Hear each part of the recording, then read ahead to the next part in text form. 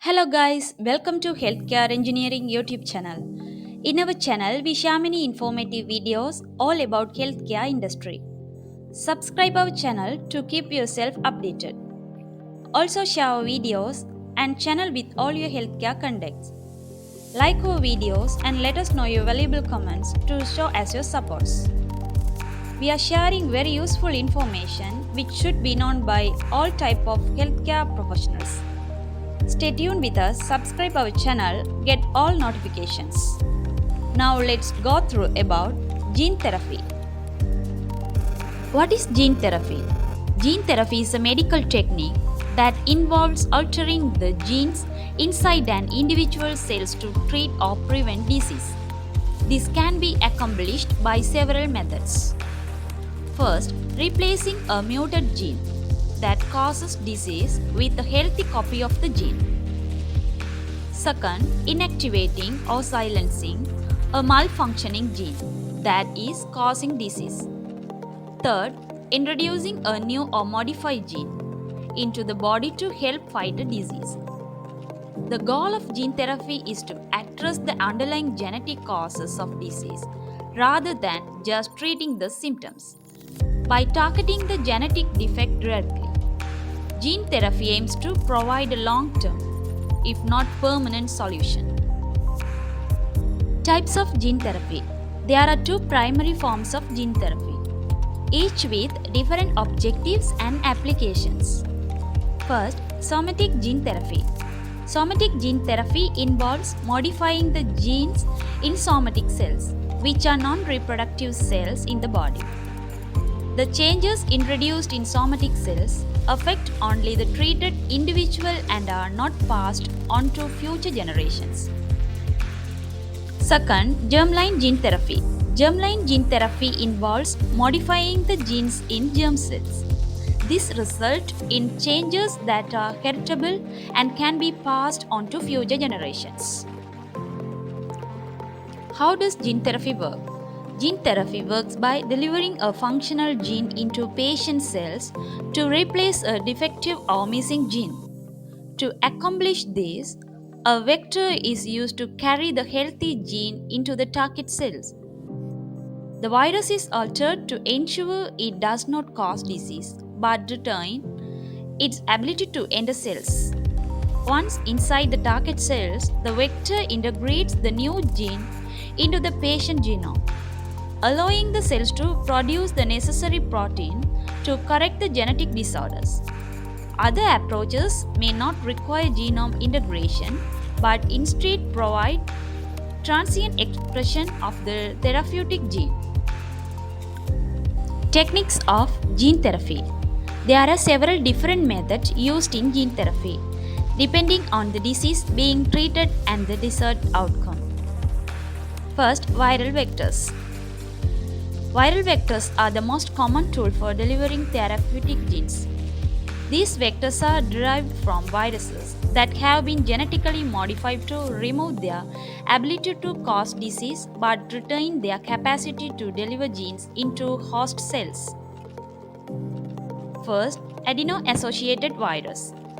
Adeno-associated viruses are popular for delivering genes because they do not cause significant immune responses and can deliver genes to both dividing and non-dividing cells.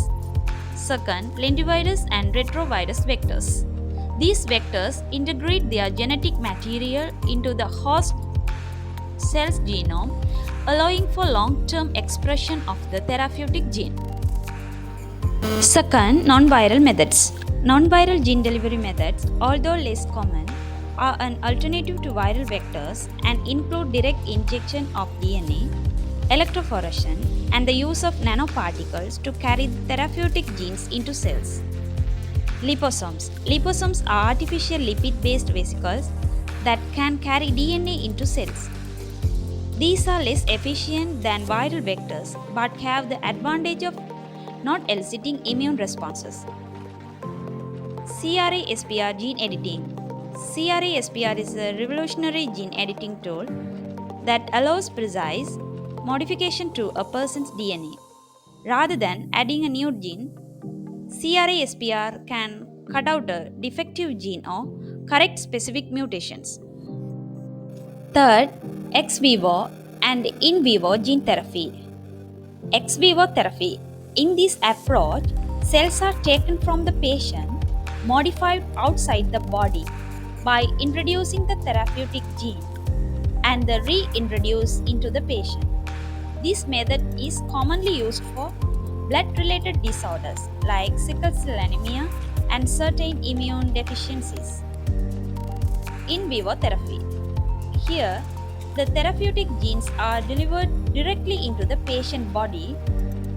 This approach is used when cells cannot be easily extracted and modified outside the body, such as is in treatment of liver, muscle, or eye disorders.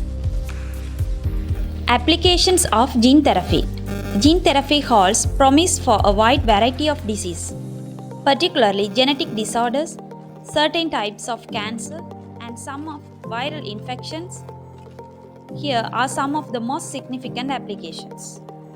First, inherited genetic disorders. Many genetic disorders are caused by mutation in a single gene, making them ideal candidates for gene therapy. Cystic fibrosis.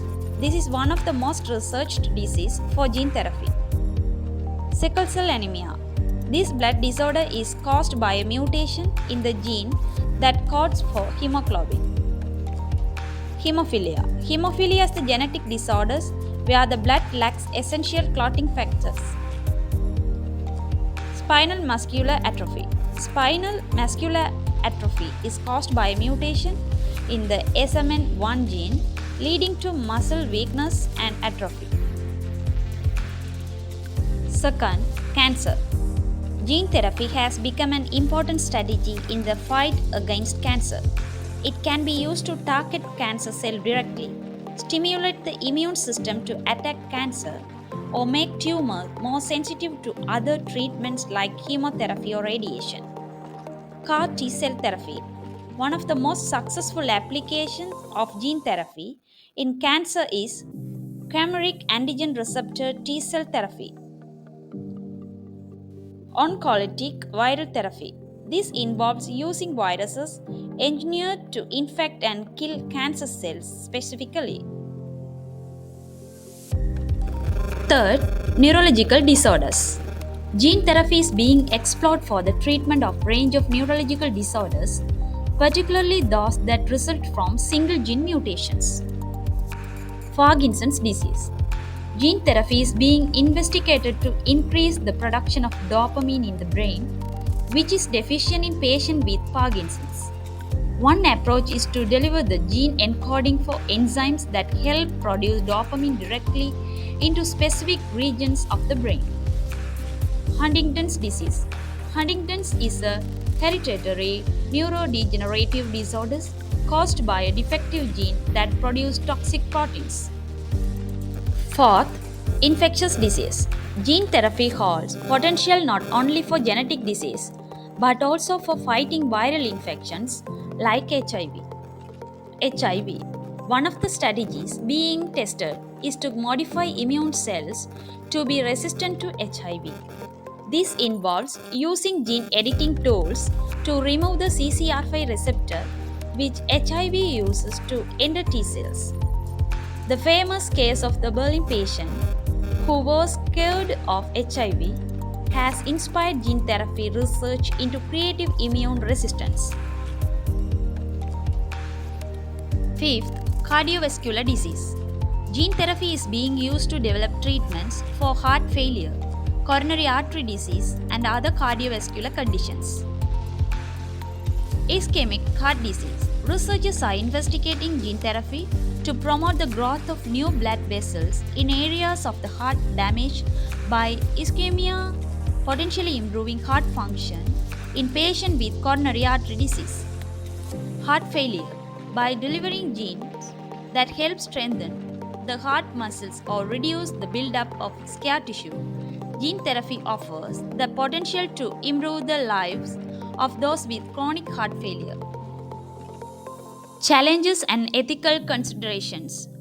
While gene therapy holds incredible potential, It also faces significant challenges and ethical concerns. First, safety and side effects. The use of viral vectors carries risks including immune reactions, insertional mutagenesis, integration of gene leads to cancerous and toxicity. Second, ethical concerns. Germline gene therapy raises profound ethical issues as changes made in germline cells are heritable and could have long-lasting effect on the human gene pool. Third, cost. Gene therapy treatments such as Zolgensma can cost millions of dollars per patient. The high cost of gene therapies, while justified by the potential for a one-time cure, present challenges in making these treatments accessible to all who need them. Thank you for watching our video. Subscribe our channel. Stay tuned.